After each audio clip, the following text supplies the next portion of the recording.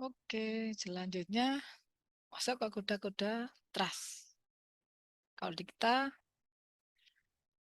seringkali yang paling sering dipakai untuk trust ini adalah baja ringan atau biasa disebut galvalum. Nah, kali ini kita belajar itu ya.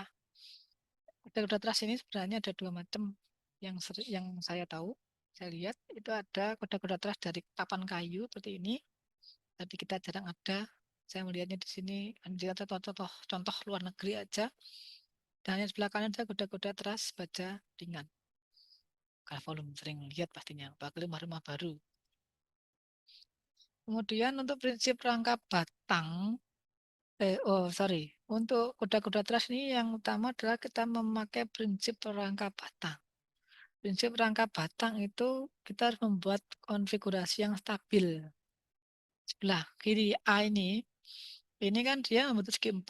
Ketika dia dapat tekanan dari dua sisi ini, dia akan ada cenderungan deformasi seperti ini. Tapi ketika kita sudah membentuk bentuk segitiga, pola segitiga, dia ditekan dari manapun akan saling menahan, jadi aman.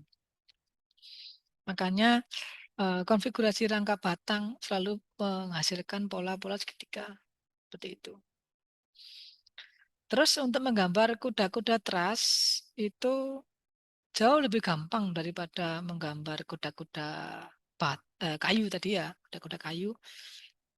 Komponennya sama, jadi yang pertama diperkirakan adalah ada bentang kuda-kuda.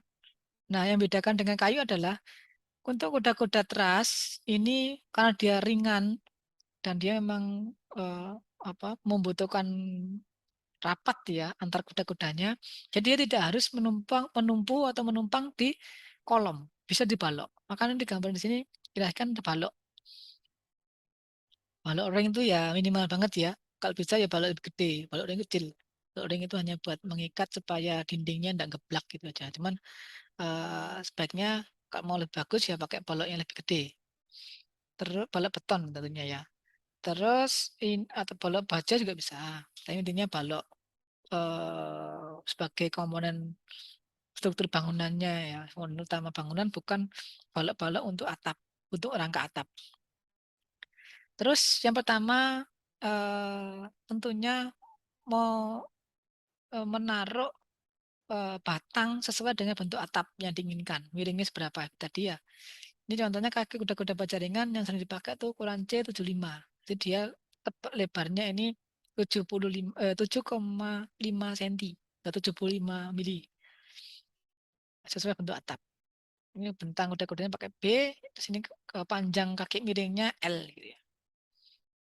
Selanjutnya ada batang pengapit. Baja ringan sama C75 di setiap ujung-ujung supaya dia lebih kaku. Itu ya. Terus selanjutnya kita bagi dulu panjang kuda-kuda ini.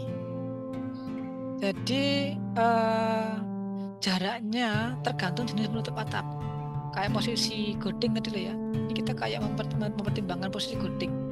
Kalau godingnya kalau penutup atapnya ringan, godingnya bisa jauh, jadi pembagiannya pun bisa jauh. Kalau penutup atapnya itu berat, jadi harus lebih rapat. Maka di sini saya tulis plus minus 1 sampai 1,5 meter.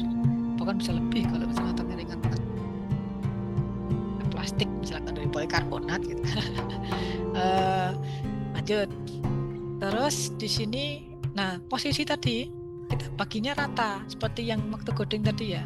Batang yang miring kita bagi rata, kalau dibagi 3 ya bagi 3 untuk mencapai 1 sampai 1,5 meter tadi. Kemudian yang bagian bawah ini usahakan juga jaraknya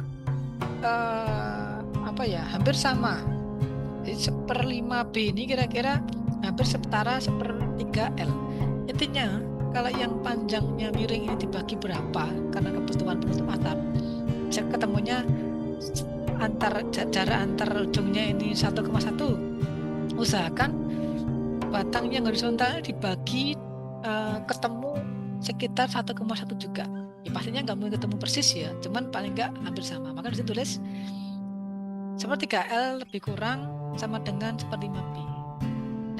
Catatannya, sepertiga dan seperlima ini hanya contoh ya, bukan rumus. Jadi tergantung. Bisa jadi karena miringnya ini atau batang miringnya panjang, ini bisa jadi dibagi menjadi 4, dibagi menjadi 2 ya kalau lebih pendek, bagi 5, bagi menjadi 5. Dan yang bawah tinggal menyesuaikan supaya pembagiannya antar ujungnya ini hampir setara dengan yang miring, yang horizontal dibagi berapa menyesuaikan aja. Terus setelah itu langsung masuk rank, nggak pakai gording. Kenapa nggak pakai gording? Karena jarak kuda-kuda baja ringan atau kuda-kuda tas sudah sangat dekat, paling cuma 1 meter. Kalau yang atapnya berat banget 80 cm gitu. Kalau atapnya lebih ringan bisa lebih jauh lagi 1,2 gitu. Nah, itu langsung pakai rank. Setelah rank langsung dikasih penutup atap. Kalau rank dekat ini berarti atapnya pakai genteng. Kalau atapnya pakai fiber semen atau asbes itu mungkin langsung pakai, bisa nggak pakai rank tapi langsung pakai C75 juga tapi jaraknya sangat jauh itu bisa jadi, tergantung kebutuhan, tergantung beban penutup atapnya itu seperti apa, seberat apa. Dah selesai. Jadi ini kira-kira gambar detailnya. Ini saya ambil dari pedoman dari pemerintah. Ini semuanya pakai C75. Ini kira-kira detailnya. Ini ada ya, ada penjepitnya ya, pengapitnya. Kemudian ini dibagi rata gitu aja. Ini sayangnya yang miringan ini nggak ada ukurannya yo. Cuman kira-kira harusnya hampir sama. 1,2 yang di sini, yang miring pun harusnya juga hampir sama. Utamakan yang miringnya dulu. Yang bawahnya ini baginya menyusul. Tergantung ketemunya panjangnya ini berapa. Gitu kira-kira. Detailnya mungkin di tugas kita belum mengerjakan ini ya. Tugas kita kan pakai yang kayu nanti. Cuman untuk pengetahuan, untuk sambungan-sambungan baja ringan kira-kira seperti ini. Itu yang mungkin yang saya dulu pertanyakan adalah kenapa kok skrupnya di sini, di tepi-tepi, kok nggak ada yang di tengah gitu. Karena nanti kalau Anda lihat baja ringan itu atau galvalum, bagian tengahnya tipis, hanya pengisi aja. Kekuatannya itu yang di tepi, tebel gitu. Biasanya agak melengkung sedikit gitu. Ya, yang berkekuatan inilah yang diikat satu sama lain. Kalau tengahnya yang disekrup bisa jebol, karena dia hanya pengisi aja. Kira-kira kayak gitu. Nanti dibaca detailnya sendiri. Di internet juga banyak. Ini istilah-istilahnya aja, istilah universalnya barangkali apa dibutuhkan nanti dibaca sendiri ya. Ini ilustrasi secara 3 dimensi setiap sambungan tadi seperti apa. Ini kenapa kok scrubnya sampai tengah? Ini kan contoh dari luar ya, dari luar negeri ya. Mereka mungkin baja ringannya bagus, dari tengahnya pun juga dibuat tebal karena berani mahal mungkin ya. Jadi daya belinya masyarakat tinggi ya. Jadi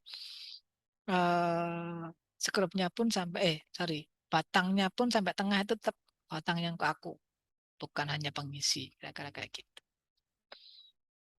Contoh sama yang lain sebentar. Kalau tadi ini kan, yang ini kan posisi atasnya balok penopang ya, di sini ada dinding biasanya. Ini yang kaki miring, kaki lurus, ini yang hubungan yang atas, terus ini juga kakinya.